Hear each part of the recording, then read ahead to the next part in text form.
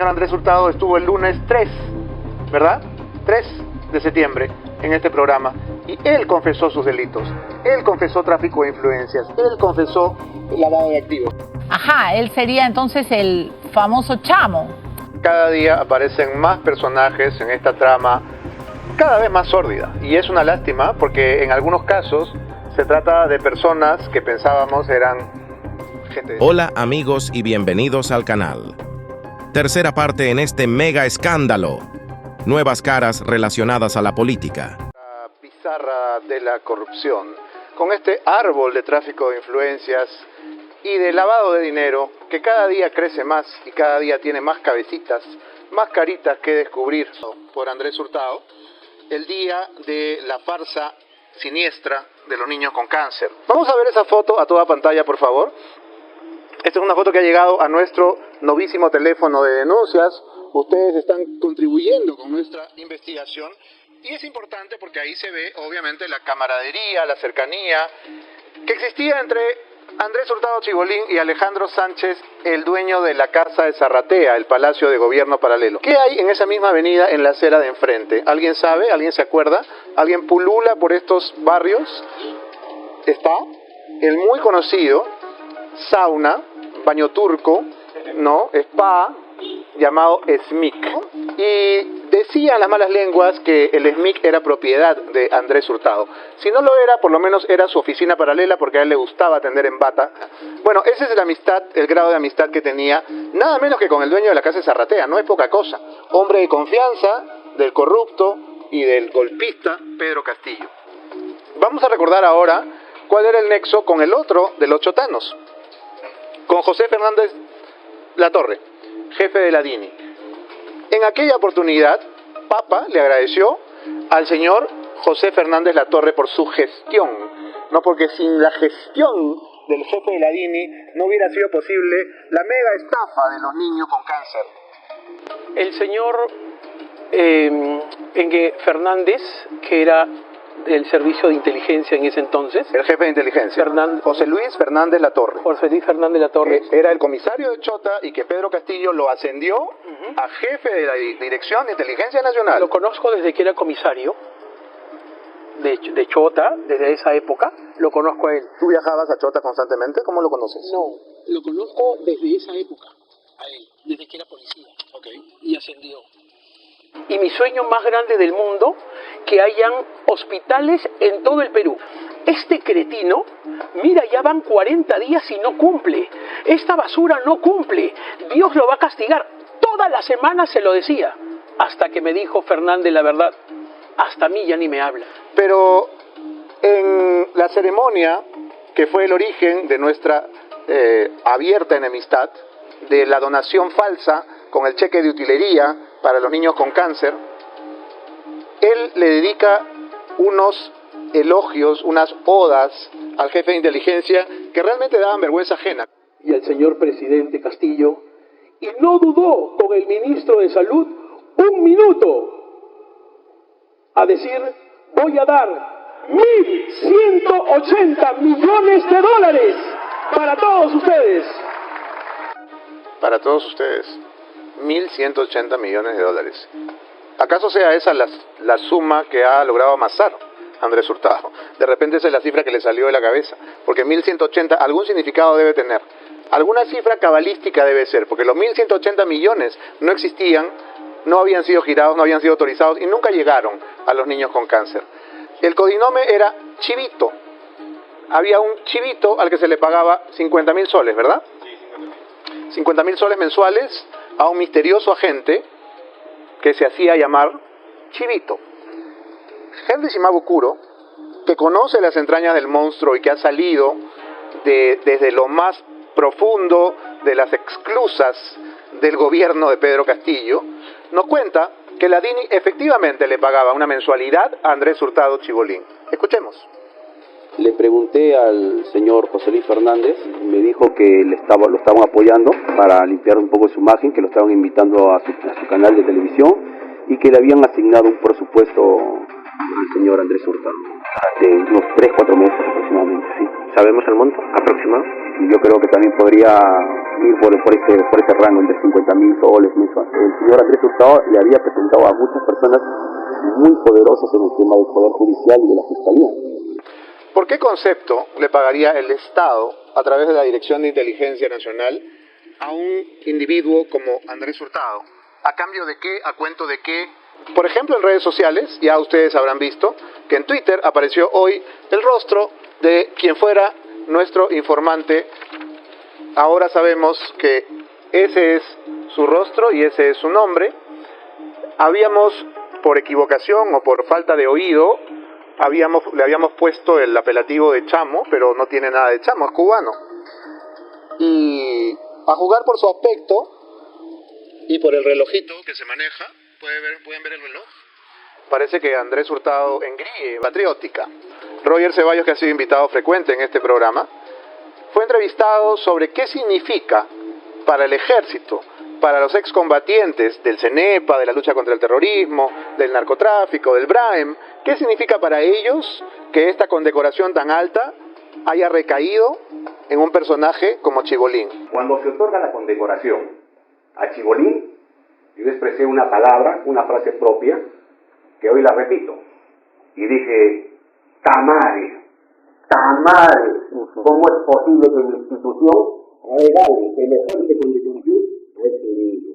La primera posibilidad de que algún asesor le hizo la recomendación y en un segundo de estupidez, por llamarlo así, que todos podemos cometer, y en un segundo de estupidez el comandante general, que también era el presidente de la medalla, decidió otorgarle, para obtener beneficios personales, como cuáles, permanecer en el cargo o aspirar a otro cargo adicional. De acuerdo, absolutamente de acuerdo con el general Ceballos. Es una vergüenza para los peruanos que una condecoración que se reserva para militares valerosos, que son capaces de entregar su vida por la patria, que han hecho, pues, han sido autores de actos de enorme coraje, de enorme valentía, de enorme entrega, se le entregue a este sujeto que valentía no tiene mucha, heroísmo ninguno. Bueno, realmente una vergüenza, ¿no? Una vergüenza de la cual habría que reivindicar al ejército, porque hay tantos militares que lucharon contra Sendero y contra el MRTA, que perdieron brazos, piernas, movilidad, vista, que quedaron postrados o que murieron, y que a veces no se ha reconocido con una medalla, pero el ejército peruano reconoce a Chibolín. ¿En mérito a qué? ¿En mérito a qué tipo de enjuagues? ¿En pago a qué tipo de favores? Es lo que el general tendría que explicarnos, el general Ramos Hume. Sino que además era gran amigo de Andrés Hurtado y estrenó un lujoso penthouse en el malecón de la Reserva, a una cuadrita nomás del departamento de Chibolín.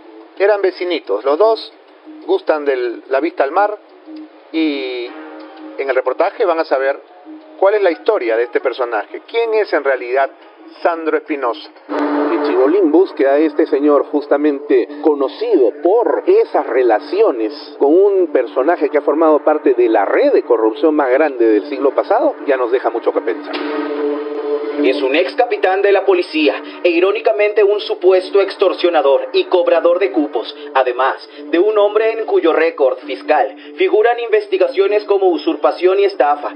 Sandro Espinosa Flores es uno de los personajes vinculados a Andrés Hurtado en las sospechosas visitas a la ex superintendenta nacional de migraciones Roxana del Águila, un exitoso empresario que luego de su amistad con Óscar López Meneses y después de que este salió de prisión allá por 2007, pasó de ganar 2.350 soles como policía a facturar millones gracias a sus múltiples empresas de seguridad salidas de la nada. Sandro Espinosa es un ucayalino de 44 años que, antes de haber saltado a la fama por ser amigo cercano del tristemente célebre Chibolín, pasó de ser cobrador de combis a ser vinculado hace una década con Óscar López Meneses, conocido por ser uno de los operadores montesinistas de aquella época. Por esos años, Espinosa era aún oficial de la policía, uno que estuvo inmerso en una investigación por unos sospechosos operativos de desalojos de terrenos, por los que aparentemente se habría visto beneficiado.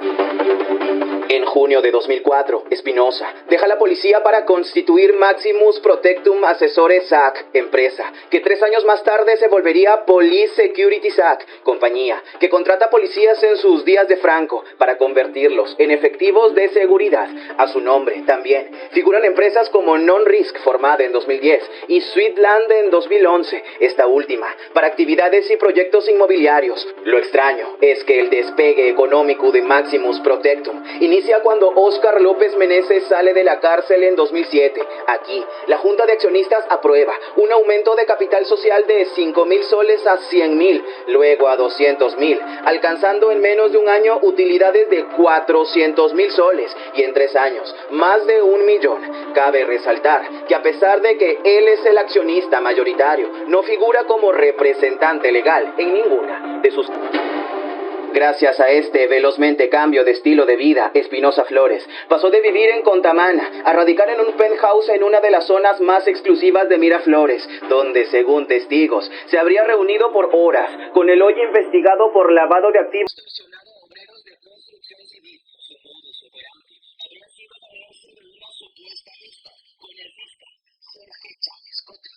¿Por qué piensa entonces de que hay gente que intenta vincularlo usted con este señor? Seguramente este señor ha tomado mi nombre, y eso es algo miserable, pretendiendo asustar a algunas personas diciendo que es amigo mío y extorsionando. Si eso ha hecho, hay que denunciarlo y hay que investigarlo. Yo no le tengo miedo. Luego de que anoche Beto Ortiz diera un teléfono para denuncias, una fuente no identificada nos proporcionó esta información que dice textualmente: quiero dar información sobre Sandro Espinosa. Este ex policía es contratado principalmente por el Grupo Centenario para negociar con los diferentes grupos de construcción civil sobre los cobros de cupos. Todo el piso en el malecón Costa Verde donde Espinosa vive se lo cedió Centenario, información que nosotros logramos verificar. Según registros públicos, Espinosa tiene en su haber más de 10 casas a su nombre, predios, entre Punta Hermosa, Monterrico, Miraflores y Barranco. Parece que así como con la familia Muley, al lado de Espinosa, Chibolín, se hizo de otro contacto experto en minería ilegal, a quien agradeció también en su fenecido programa, porque hoy es sábado con Andrés, cuando Espinosa presentó su libro, Crimen y Conflicto. Sandro Espinosa Flores es una de las piezas que van completando este impune rompecabezas, que hasta ayer parecía un esquema perfecto de crimen organizado, protegido por las altas esferas de la justicia. Hoy, las sospechosas reuniones e inmigraciones han servido para que este empresario de seguridad se mantenga escondido y con el miedo de estar a punto de cambiar el traje de policía por el de reo, gracias a su cercana amistad con el nefasto Chibolín. Este caso se torna demasiado complejo y sigo preguntándome, ¿cuándo el Poder Judicial se va a pronunciar?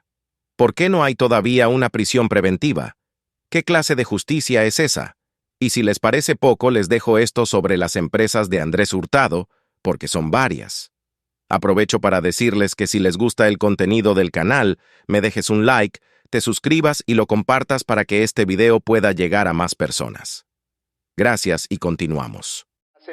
Si te gusta el contenido del canal, te invito a que te suscribas, lo compartas y que le des un fuerte golpe a la campana de notificaciones, ya que depende de ti que sigamos haciendo contenido.